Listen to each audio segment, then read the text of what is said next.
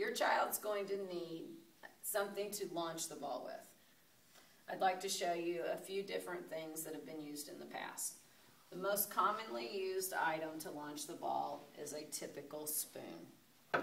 Metal spoons tend to work the best as they can be bended or shaped or whatever, and they don't typically break very easily.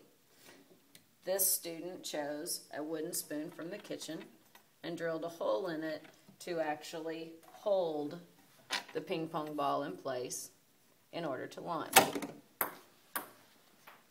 A common thing to consider not using is a plastic spoon.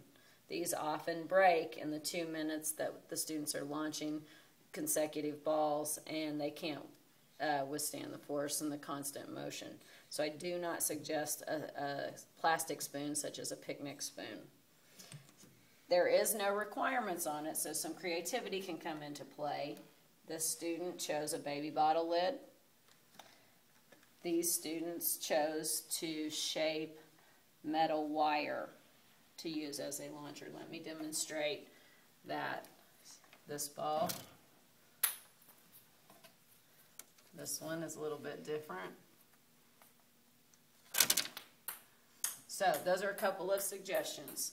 A thing you want to think about very hard for mounting the spoon or the metal or the wire, whatever your child chooses to launch the ball, it has to be mounted to that mouse trap. A very common way to mount that device is to use duct tape. You can see from this launcher, they simply wrapped the duct tape around the spoon and the spring mechanism. That's a very, very common one. However, some students will use a bracket and screws to mount that. That works very nicely as well. There is no requirement for what they use to launch or how it is secured to the mousetrap. Again, the only requirement is that the spring is the force for launching the ball.